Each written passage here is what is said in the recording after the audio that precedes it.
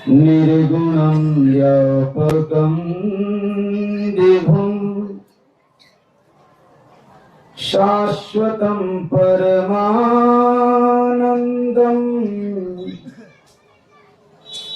गुरुं मे नमाम्यहतीतं निरञ्जनं नादविन्दो कलातीतं तस्मै श्री गुरवे नमः।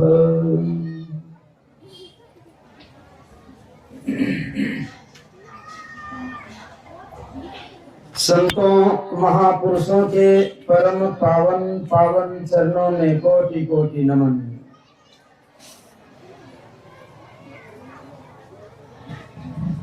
मंचासीन पूज्यपाद के पावन श्री चरणों में बारंबार नमन। मंचस्थ महात्मागण, उपस्थित गुरु भक्तगण, विद्वत जन, सत्संग प्रेमी सदात्माओं, करुणामयी माताओं एवं भक्तिमती बहनों, नमन है और निवेदन है, एक बार जय जयकार करें। श्रद्धा विश्वास के साथ पुरजोर आवाज में श्री सद्गुरु महाराज की जय। आप लोगों को सुनाना है,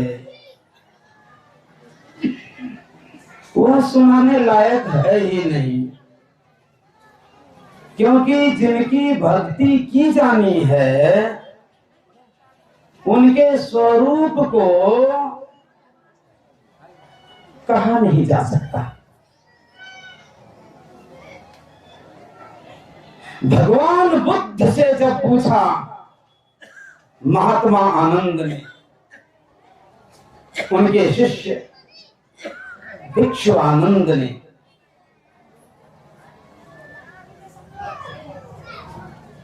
कि परमात्मा का स्वरूप क्या है, के द्वारा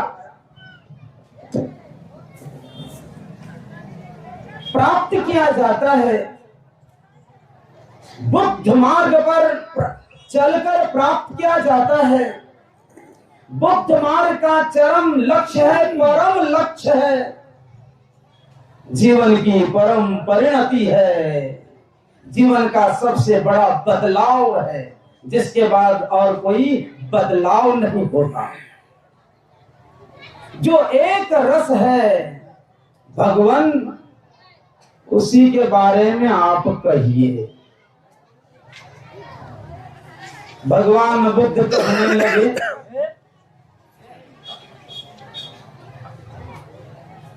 किस तरह कह रहे हैं?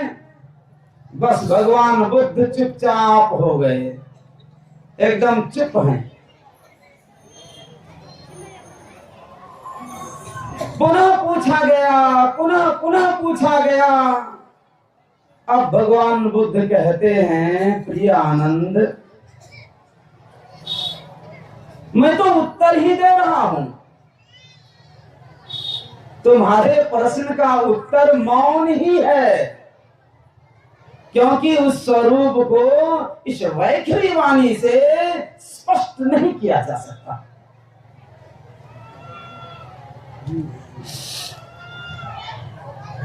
भगवान राम जब युवा अवस्था में कदम रखते हैं, उनके अंदर में वैराग्य आप्लावित होने लगा। जब धर्म किसी के हृदय क्षेत्र में कदम रखता है, जब किसी के जीवन में धर्म अवतरित होता है, जब किसी के जीवन के किसी कालखंड में धर्म का प्रादुर्भाव होता है, तो रामायण कहती है धर्मते, धर्म से क्या होता है? विरति, वैराग्य होता है। आसक्ति आसक्ति का लोप होता है। भाई जो आसक्ति है वो जा सकती है।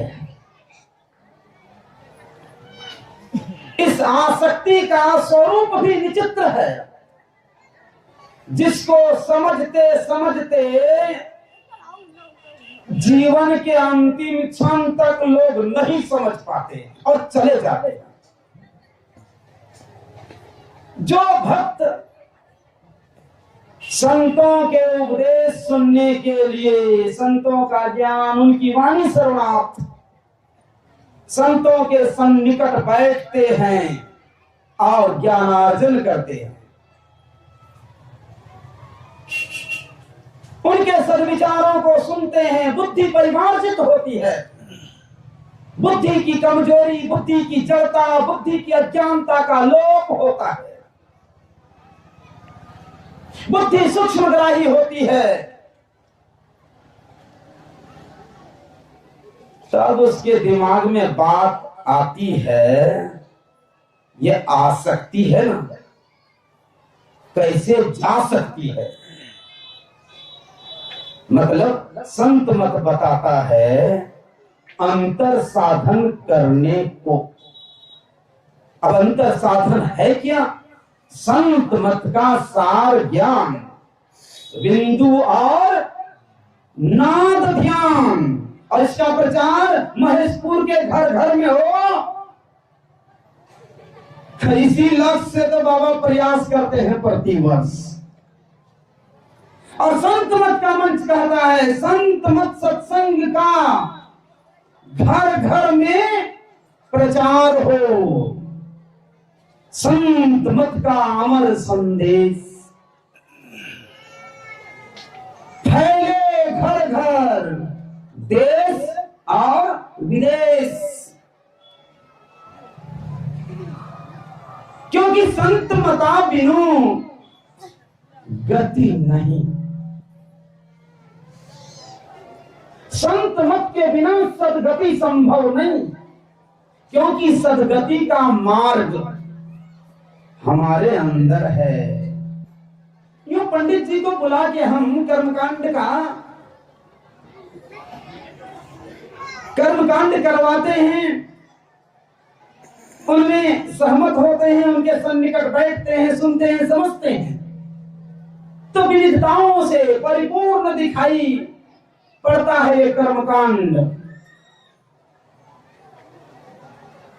पंडित जी बहुत सुंदर ढंग से आपको पवित्र कर देते हैं। ओम पवित्र पवित्र वा सर्वावस्थागतो विवाय स्मृत पुंडरीकाक्ष बाह्याभ्यंतरो सुखी। ये जजमान अभी पानी जल माथा में छिड़कीला, पवित्र है गया। अच्छी बात है, बहुत सुंदर है। ये हमारी खादी है, ये हमारे पुरखों का दिया हुआ है। निसंदेह यह शास्त्रोक्त मंत्र है कि भीतर बाहर से शुद्ध होना चाहते हैं। बाहर शुद्धि के निमित्त तो आपने प्रयत्न प्रयास, जीवन की जड़ता समाप्त हो जाएगी, ज्ञान आलोक से जीवन आलोकित हो उठेगा। फिर जिस अमृत का पान करते हैं हम लोग, उसकी सच्चाई जान पड़ेगी और सच में अमृत की प्राप्ति हो जाएगी। मेरा आश्रम जहां है, मैं जहां रहता हूं, परम पूज्यपाद परमाराध्य सर्वक्षण स्मरणीय संत सद्गुरु महर्षि में ही परमहंसी महाराज का वो आश्रम और संत हृदय परम पूज्यपाद महर्षि साई स्वामी जी महाराज के द्वारा संपोषित।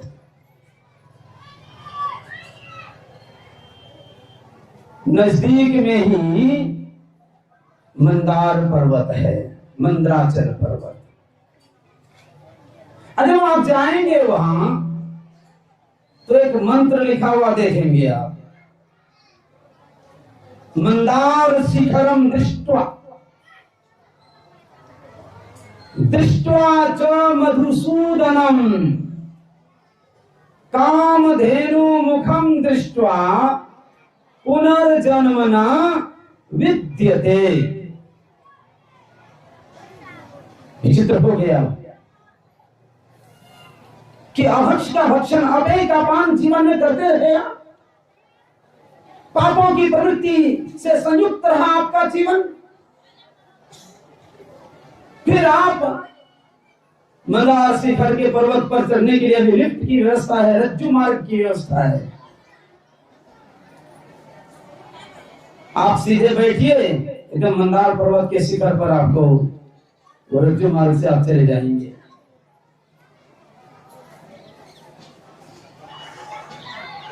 दृष्टवा जो मधुसूदनम, मेला मैदान के बगल में भगवान मधुसूदन का प्राचीन मंदिर है, वहां जाकर दर्शन कीजिए।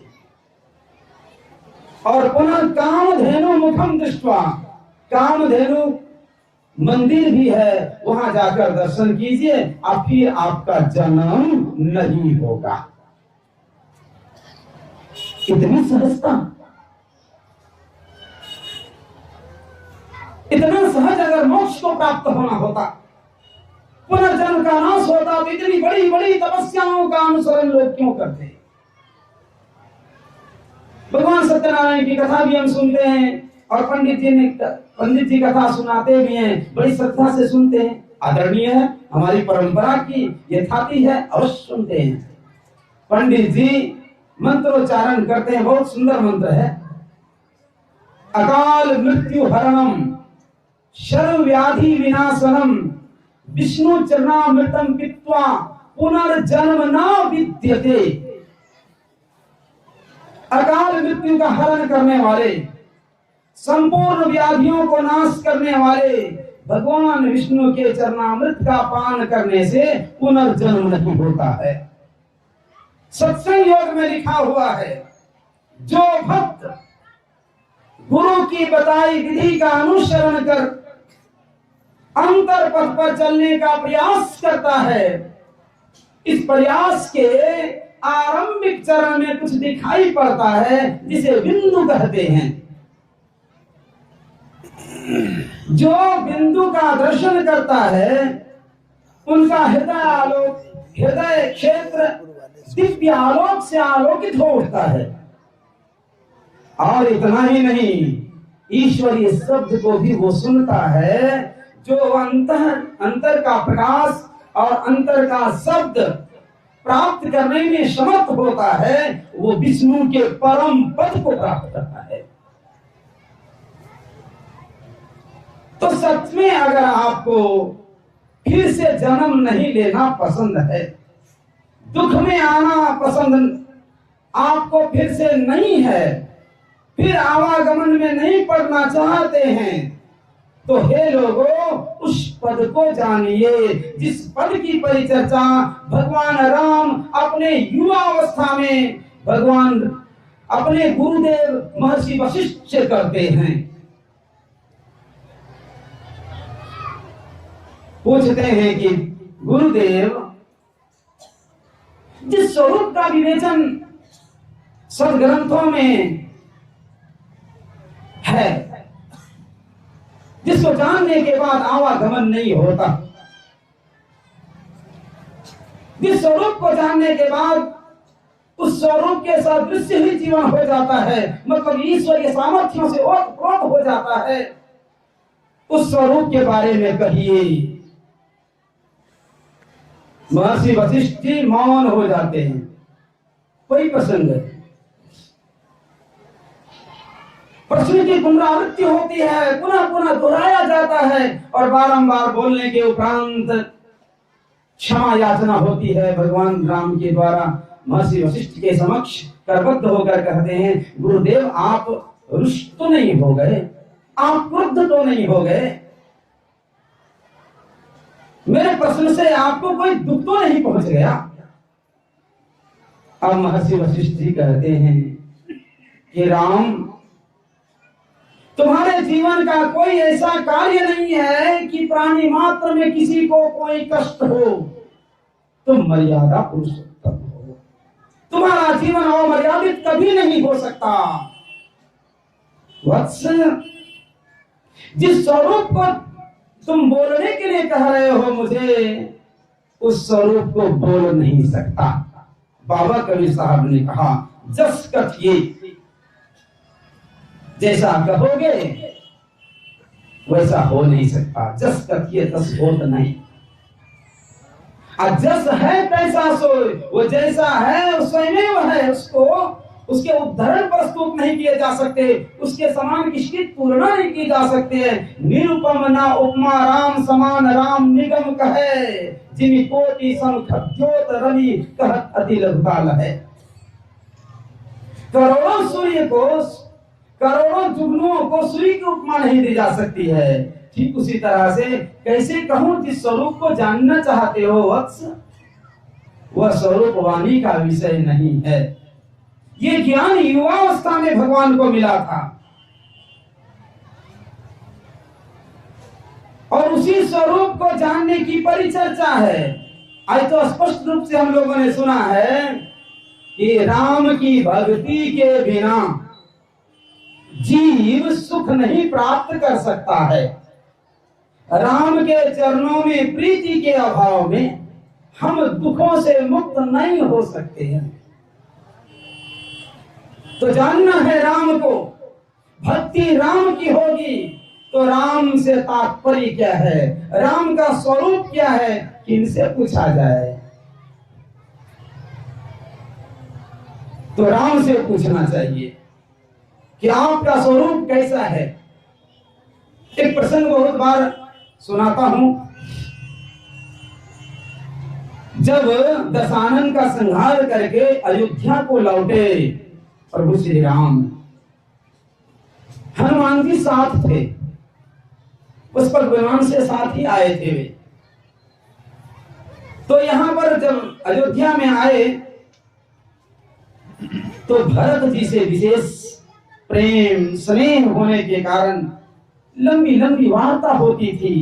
जीवन में घटित घटनाओं को कह कह के सुख दुखात्मक अनुभव करते थे। तो भरत जी से भगवान राम कहते हैं कि भरत भाई कपि से उरिन हम नहीं। वही बजरंगबली जिनको आप चौक चौक पर गदा लेकर खड़ा देखते हैं, जिनकी पूजा हम करते हैं, और मैं विश्वास पूर्वक कहता हूं, ये मेरी मां मुझे सिखाती थी बचपन में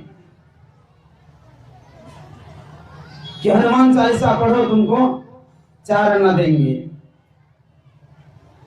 नहीं आता था, जैसे आता था पढ़ता था, 4 अन्ना 8 अन्ना के लोभ में तुलसी में पानी दो 8 अन्ना दूंगा, तो स्नान करके ठंडी में भी पानी दे देते थे। मुझे पता नहीं था कि ये श्रद्धा, ये कर्म क्यों करवाया जा रहा है। धीरे धीरे थोड़ी अवस्था बढ़ी, हनुमान चालीसा कंठस्थ हो गया, पूरा हनुमान चालीसा पढ़ते थे। अब पाठ करने लगे, तो पाठ करते करते, क्योंकि पाठ में जो भी करता है, अगर हनुमान जी की आपने स्थापना की है, याद रखिए, अगर हनुमान जी की आप पूजा करते हैं तो याद रखिए, अगर हृदय से आप जुड़कर पूजा करते हैं तो आपको ऐसे संत के हाथ में हनुमान जी सौंप देंगे। क्योंकि आप हनुमान चालीसा का पाठ करते हैं, इसका आरंभ भी करता है। और हनुमान चालीसा के रचयिता एक पूर्ण संत गोस्वामी तुलसीदास जी महाराज हैं। गोस्वामी जी लिखते हैं, मैंने गुरु महाराज के चरण कमल की धूल को लिया, मतलब ज्ञान सीखा, दीक्षा ग्रहण किया, और मन रूपी आईने को साफ किया, अंतर में अभ्यास किया, तो जो उसने मुझे देखा उसका मैंने वर्णन कर दिया, जो 4 फल अर्थ धर्म काम और मोक्ष के दाता है।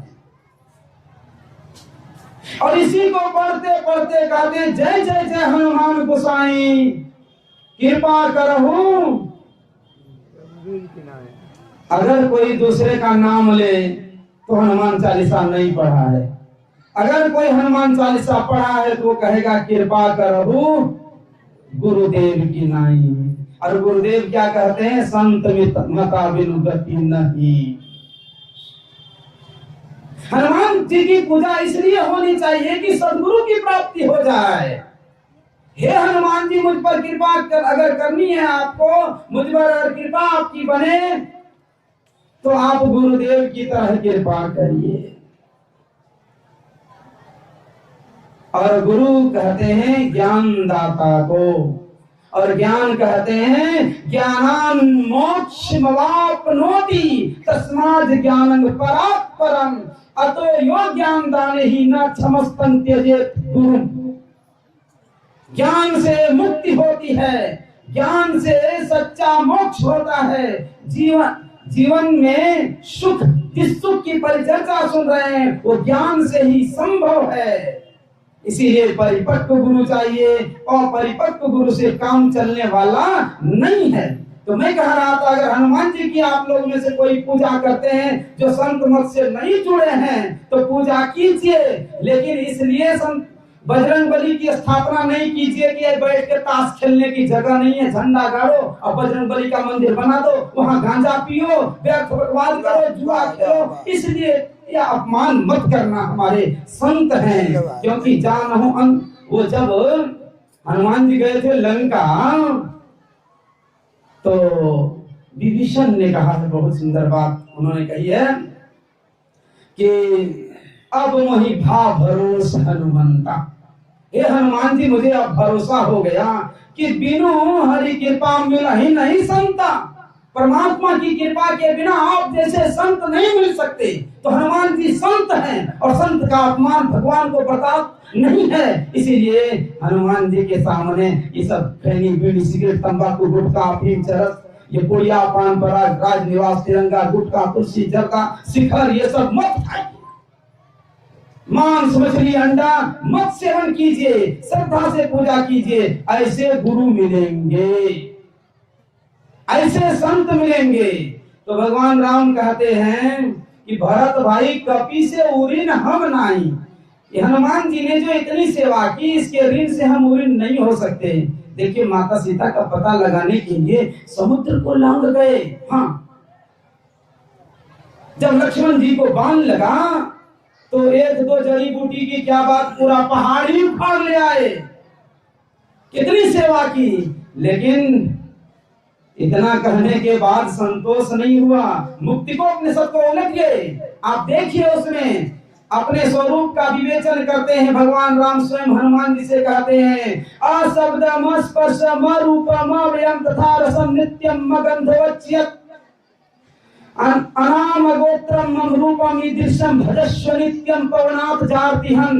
हे पवन तनय, मेरे ऐसे स्वरूप का तुम नित्य भजन करो जो अशब्द, स्पर्श और रूप अव्यय तथा रस नित्य गंध वाणी से परे, अनाम, कोई मेरा नाम नहीं, मेरा कोई कुल गोत्र नहीं, ऐसे स्वरूप का हे पवन तनय देता है। तो महात्मा गांधी की एक बात आपको सुनाता हूँ। उन्होंने कहा था, तर्क के आधार पर मेरे सामने राम को भी कोई असत्य सिद्ध कर दे तो उनका विषय होगा, लेकिन राम के प्रति जो हमारी श्रद्धा है वो हिल नहीं सकती।